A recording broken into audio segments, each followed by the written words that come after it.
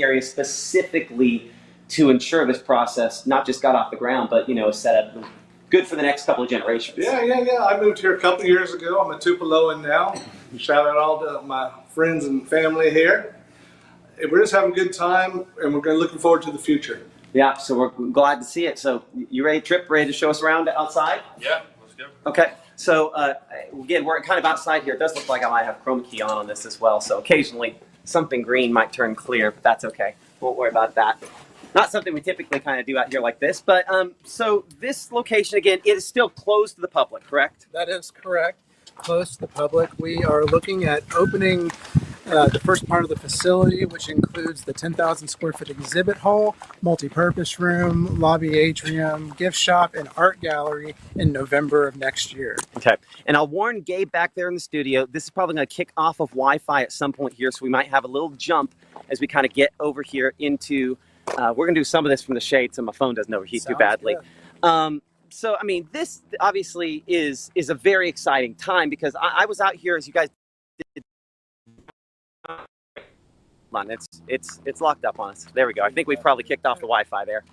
So how long ago was the groundbreaking? It was June of last year. I can't believe that.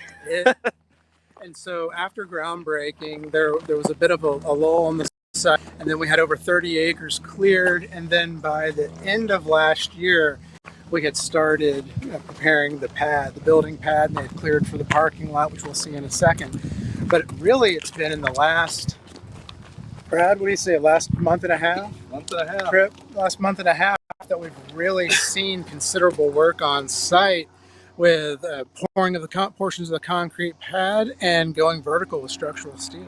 Okay, so with that in mind, we're ready to show it off? Sure, let's do it. Okay, well we'll put it behind us here, and so I'm gonna have to still kind of have it on this perspective as we walk around. So we'll follow behind you like this.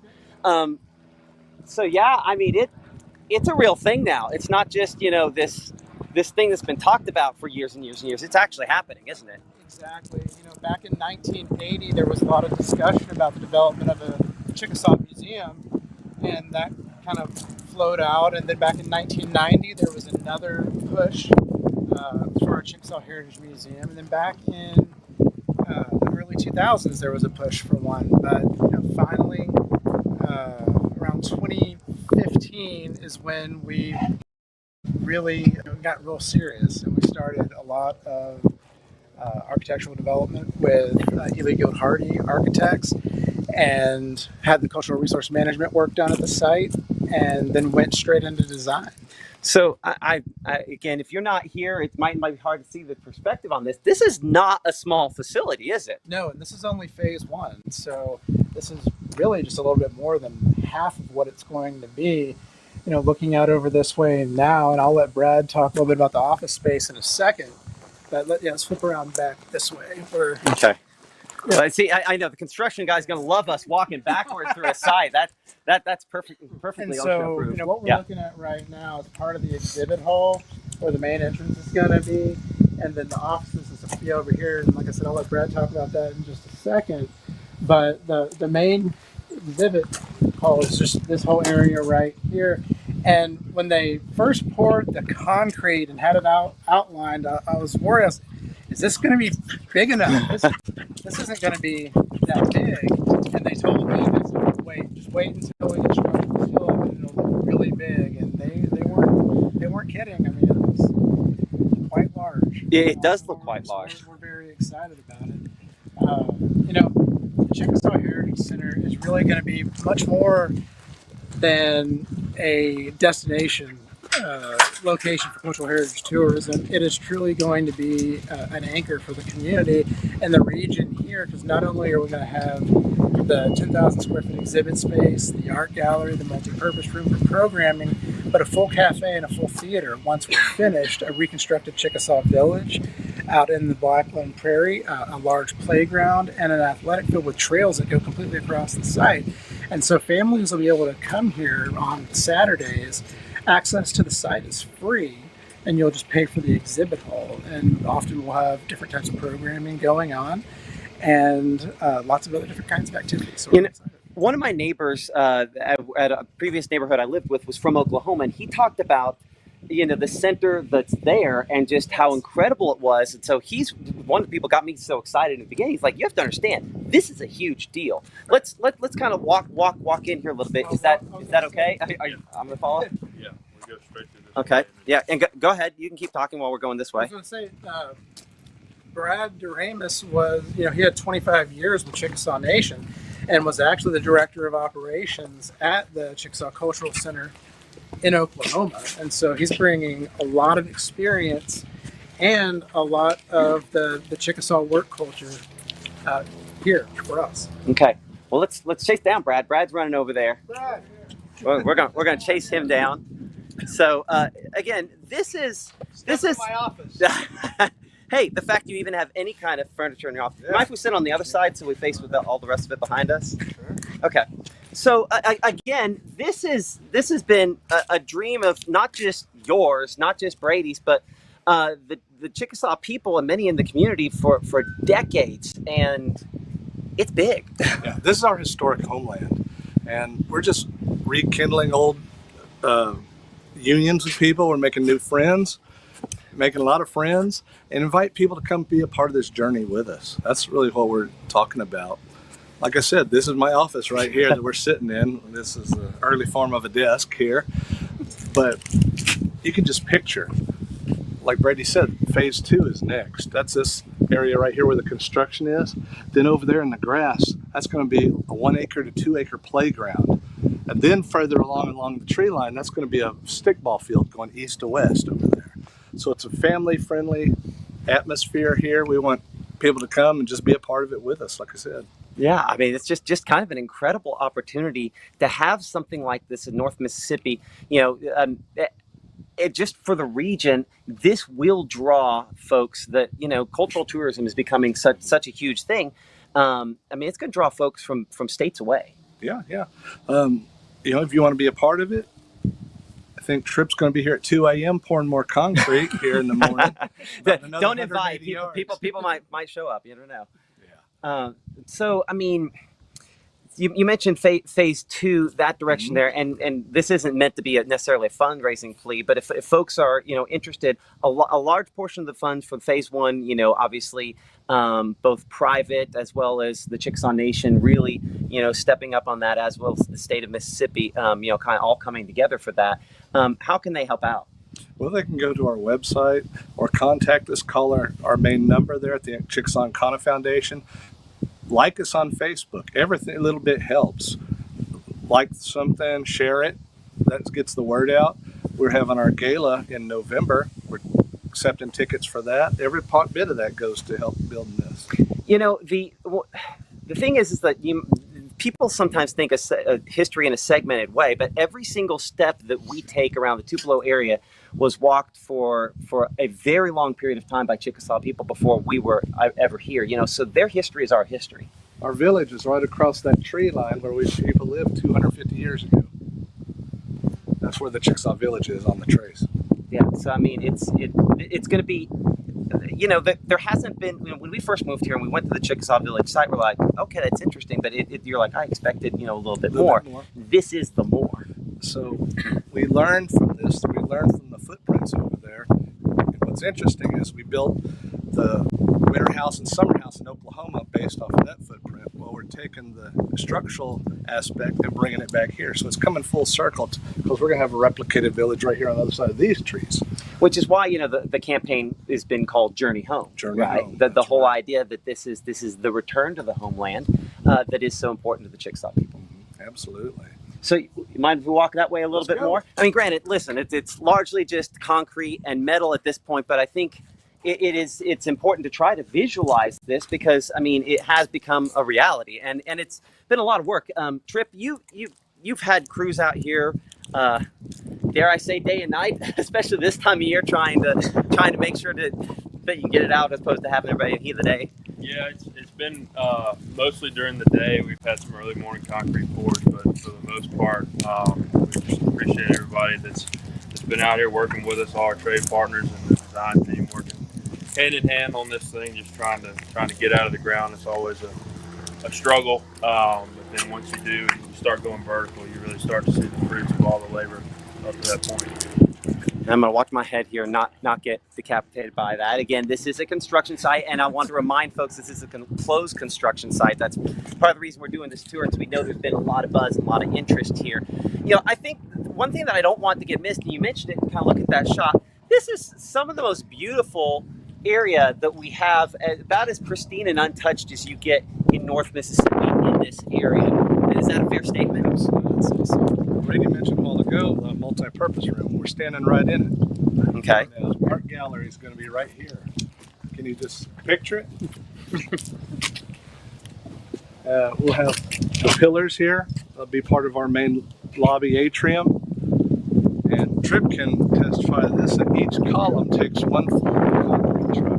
Whoa. and if I got closer, and again, there's giant holes in the ground next to it, so I can't get too close, you would get a size, you get an idea on the size. They are not small columns there. They're 30 feet tall. 30 feet tall.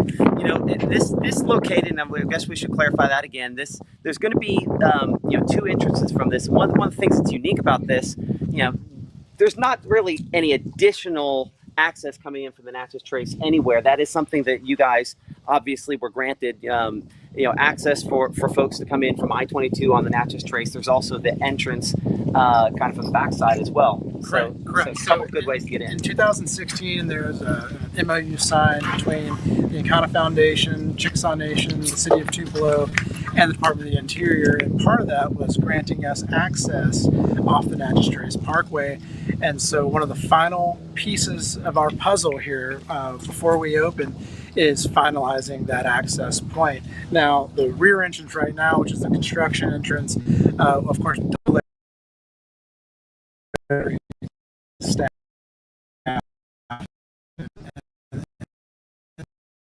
things like that, but all visitors will come in right off the Natchez Trace, which is unique. Like you were told, the people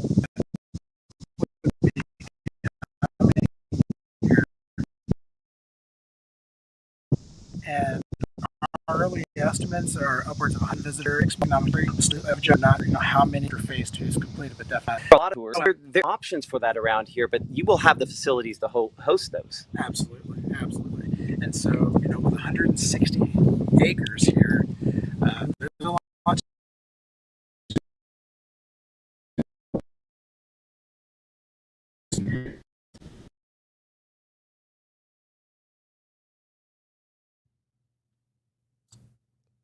Matt, we may have lost connection. A moment. There we are. We go. We're back. So yeah, you gotta give me a second there. Occasionally, if that happens, we'll just hit refresh and we'll come back to it.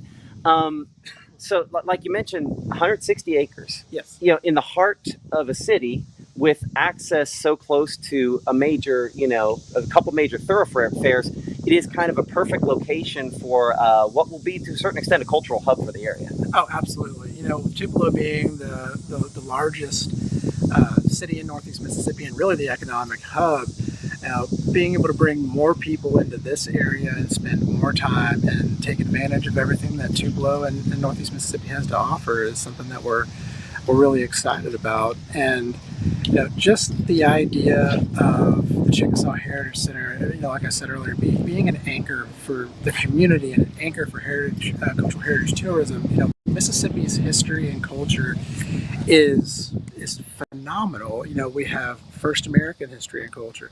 We have Civil War, civil rights, rock and roll, the blues, and often that first American piece is overlooked.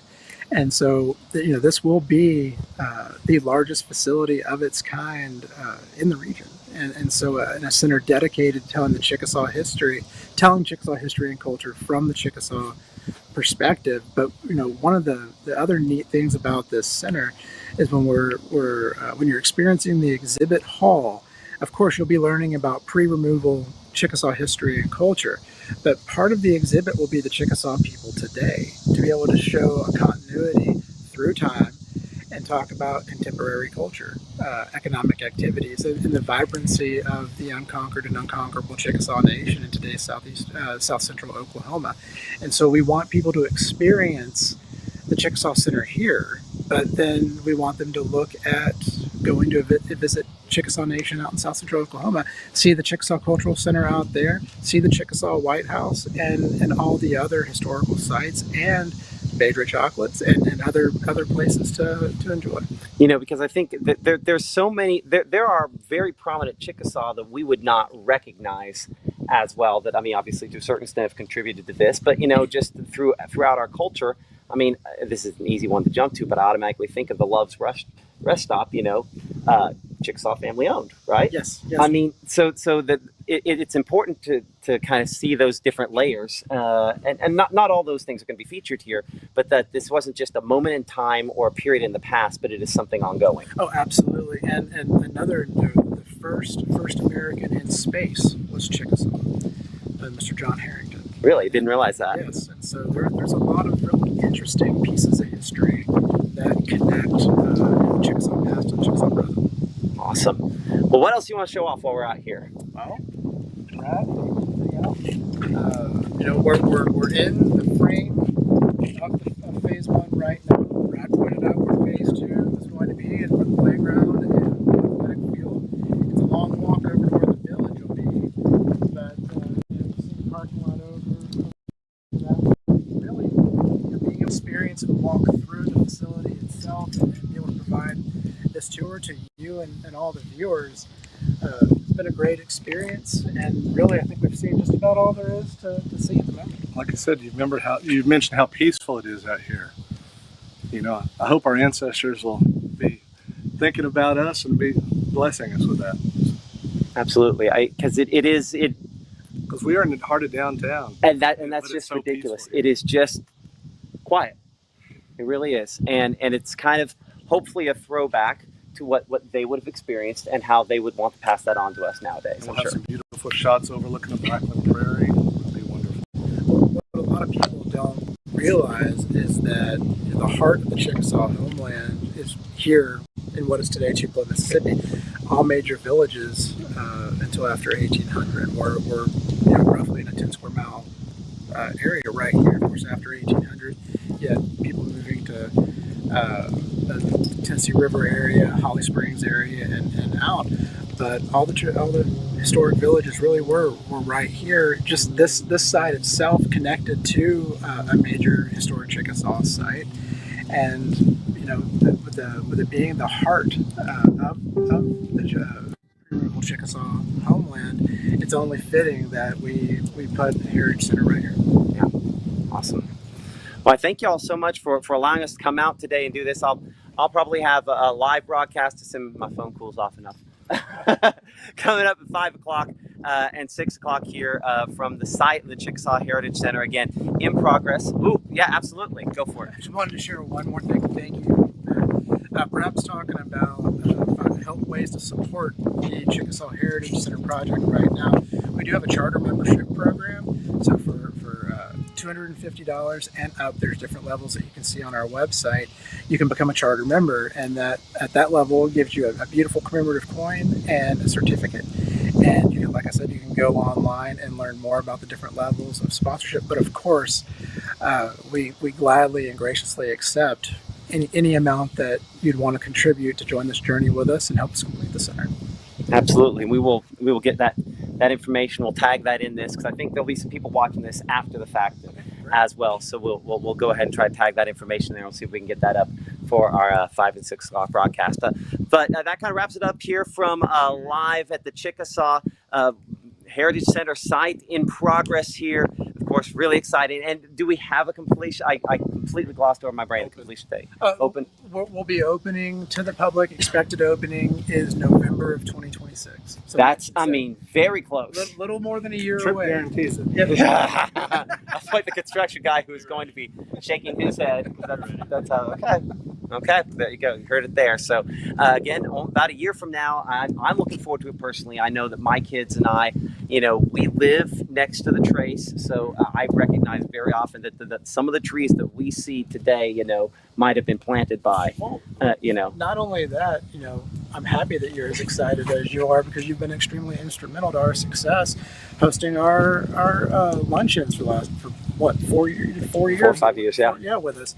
And so, we wouldn't want to have anyone else, come with us and experience it. Well, So appreciate it. I appreciate it because it's just, this is just something that's, I just think is so cool. And, when we moved here, it was something that was just lacking, and now it isn't. And I think it'll be a draw, and it looks beautiful. I mean, even though it's concrete and metal, in my opinion, looks beautiful and nice to see it. Well, we're just really excited that you've enjoyed this, and that we have your support, and we have the support of the community. And, really, it's really been a win-win for everyone. So we're real excited. Awesome. Brady, thank you so much. Brad, thank you again. Thank you so much for coming out here and allowing us to do the trip. Yeah, appreciate it. We didn't knock anything down, so No, I think we're we're okay good. like that. We're good. Okay, so for Mississippi Live Weather, I'm Chief Meteorologist Matt Lawpon here. Of course, coming up in about 30 minutes, we'll have probably a brief live look here from the site during our broadcast. And if you missed something, you have some questions, of course, we'll try to answer back and forth in the comments below. Like and subscribe, all that good stuff. And we will see you coming up on Mississippi Live Weather live at 6 o'clock as we're looking, of course, the latest related to Aaron there. And this beautiful weather actually goes a notch better in the extended forecast. We'll have that for you coming up at 5 o'clock. See you then.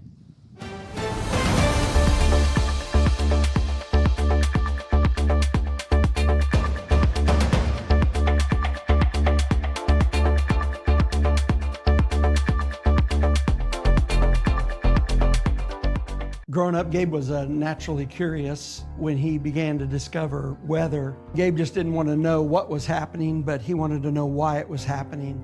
Gabe became fascinated with tornadoes, and it impacted his life. He wanted to pursue a career in meteorology. Even though Gabe grew up in Alabama, Mississippi has now become his home and his family.